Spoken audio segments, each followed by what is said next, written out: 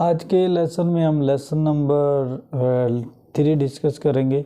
इसमें जो मेन चीज़ है ओरिजिन ऑफ लैंग्वेज है। लैंग्वेज कहाँ से आई, कैसे इसका आगाज़ हुआ और डिफरेंट एराज में इसकी डिवीज़न कैसे हुई, टोटली को हम डिस्कस करने की कोशिश करेंगे। तो सबसे पहले जो पहली लाइन में डिस्कस किया, throughout the whole history one और द अदर रिलीजन्स और have claim to different original language. The biblical tradition said God created Adam and whatsoever Adam called every living creature, that was the name of thereof. Similar, the Hindu tradition stated language came from Sarvasti, wife of Brahma, creator of the mostly appear to have divine source who provide human with language. At different times, different religious people have made a few experiments with rather conflicting results. The basic hypothesis if human infants were allowed to grow up without, इसमें ये बताना चाह रहा है कि divine source मतलब according to different books, जिस तरह हिंदुओं की और बुक है हमारे, अगर हम होली कुरान की बात करें तो उसमें डिफरेंट पॉइंट ऑफ व्यू हैं। तो इसीलिए हर जो मज़हब है उसने डिफरेंट बात की है, डिफरेंट पॉइंट ऑफ व्यू दिया है लैंग्वेज के बारे में कि इसकी आगाज़ किस तरह हुआ। जैसे उसने कहा God created Adams and whatever Adam called every living creature, मतलब जब अल्लाह ने इंसान को पैदा किया तो मतलब वो एक क्रिएचर थी, लिविंग क्रिएचर, तो उसके थ्रू लैंग्वेज का आगाज़ हुआ। मतलब उसने बोलना शुरू किया, उसने अपनी बात कन्वे करनी शुरू की, तो उसके थ्रू लैंग्वेज का आगाज़ हुआ। तो हम कह सकते हैं कि लैंग्वेज इस तरह इसमें डेवलप हुई, इस तरह जारी हुई। तो ये सारी चीज़ें इसमें डिवाइन सोर्स का हिस्सा है। However, young children living without access to language in early years grow up with no language at all. If human died emanate from divine source, we have no way to research. मतलब इसमें भी वही चीज़ बताने की कोशिश कर रहे हैं। द नेचुरल साउंड सोर्स, मतलब इसमें बताना चाह रहा है कि जो नेचुरल साउंड सोर्स कंसेप्ट है वो इमिटेशन नेचर साउंड, मतलब इंसान को फितरती तौर पे, नेचुरली तौर पे आवाज़ें निकालने की अल्लाह ने एबिलिटी दी होती है, गॉड ने एबिलिटी दी है कि वो बोले, मतलब वो बोलता है और डिफरेंट किस्म की आवाज़ें हैं। अनदर थ्री, कुछ थीरीज़ में कू नेचुरल साउंड है। उसके बाद another theory called वो theory language some words pronounced naturally occurring, मतलब उसमें कहना चाह रहे थे ये सारे जो वर्ड्स निकलते हैं इंसान के माइंड से, इंसान के ज़बान से, सो ये नेचुरल सोर्स है इंसान का, नेचुरली वे से इंसान सीखता है।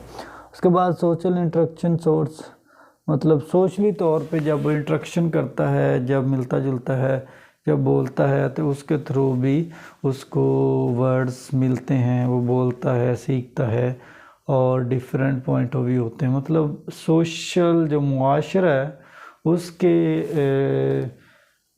पॉइंट ऑफ व्यू से, उसमें चलने के पॉइंट ऑफ व्यू से, उसमें सोसाइटी में रहने के पॉइंट ऑफ व्यू से ये चीज़ों को सीखने का मौका मिलता है। तो इसमें ये बताना चाह रहा है कि सोशल इंटरेक्शन भी लैंग्वेज में इम्पोर्टेंट रोल अदा करते हैं। फिज़िकल अडेप्शन सोर्सेज, फिज़िकली हम भी लैंग्वेज से काफ़ी चीज़ें सीखते हैं। फिज़िकली मतलब जब हम फेस टू फेस मिलते हैं, फेस टू फेस बातें करते हैं, तब भी लैंग्वेज बहुत ही की रोल अदा करती है हमारे सीखने में, बोलने में। तो ये सारी चीज़ें डेवलप होती हैं with the passage of time. उसके बाद tool making sources, tool making जिस तरह टूल्स, टीथ है, लिप्स हैं, च्यूइंग है, सकिंग है, मतलब इंसान जब ये नेचुरली तौर पे ये करता है, जिस तरह इंसान के होंठ, दांत, ये नेचुरली जब बोलता है तो नेचुरली तौर पे वो मूव करते हैं वर्ड। जब हम ज़ुबान से बोल रहे होते हैं तो वो वर्ड्स ऑटोमेटिकली निकल रहे होते हैं। जो टूल मेकिंग, ये इनको हम टूल्स कहते हैं, जस्ट टीथ, लिप्स, मतलब ये ऑटोमेटिकली बात को कन्वे करते हैं। जेनेटिक सोर्सेज, जेनेटिक मतलब जो इंसान को डिफरेंट पॉइंट ऑफ व्यू से जेनेटिक तौर पे कुछ चीज़ें मिलती हैं, कुछ चीज़ें सीखने को मिलती हैं। जेनेटिक वो भी बहुत ही अहम रोल अदा करता है ज़ुबान के सीखने में, ज़ुबान के बोलने में। जेनेटिक तौर पे भी इंसान बहुत सारी चीज़ें सीखता है। जिस तरह उसके आबाओ अजदाद से नस्ल दर नस्ल जो चीज़ें शिफ्ट होती रहती हैं, उनका भी बड़ा अमल दखल होता है इसमें। तो इसके टोटल लेक्चर में यही बताने की कोशिश की गई है कि जो इंसान डिफरेंट वे से कम्युनिकेट करता है, सीखता है, बोलता है, तो उसमें डिफरेंट सोर्स होते हैं। डिवाइन सोर्स होते हैं, फिजिकल सोर्स होते हैं, कल्चरल सोर्स होते हैं, सोशल सोर्सेज होते हैं। मतलब डिफरेंट सोर्स से वो बहुत कुछ लर्न करता है। एक ही वे नहीं होता इंसान के लर्निंग का। टूल्स भी यूज़ करता है, जिस तरह लिप्स, टीथ, ये ऑटोमेटिकली आपकी बात कन्वे करते हैं, ऑटोमेटिकली बात को दूसरों तक पहुंचाते हैं। तो ये ओरिजिन मुख्तलफ है लैंग्वेज का। एक ही पॉइंट ऑफ व्यू से हम ओरिजिन को डिस्कस नहीं कर सकते। ओरिजिन किसी भी शेप में हो सकता है, फिज़िकली हो सकता है, सोशली हो सकता है, उसके बाद कम्युनिकेशन के थ्रू हो सकता है। मतलब ये सोर्सेज से ही ओरिजिन ऑफ लैंग्वेज का हमें आइडिया होता है कि लैंग्वेज का आगाज़ कैसे हुआ और लैंग्वेज नेक्स्ट कैसे डेवलप होगी।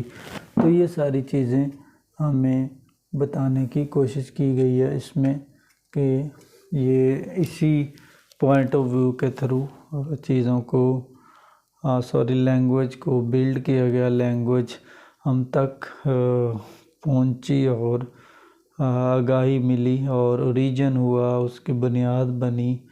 तो लैंग्वेज इसी थ्रू ही डेवलप हुई। तो आज के लेक्चर में हमने ओरिजिन या कहाँ से लैंग्वेज का आगाज़ हुआ उसको डिस्कस करेंगे। नेक्स्ट लेक्चर में हम लेसन नंबर 4 को डिस्कस करेंगे। उसमें और कोई चीज़ होगी जो नई हमें सीखने को मिलेगी तो इसको हम डिस्कस करेंगे।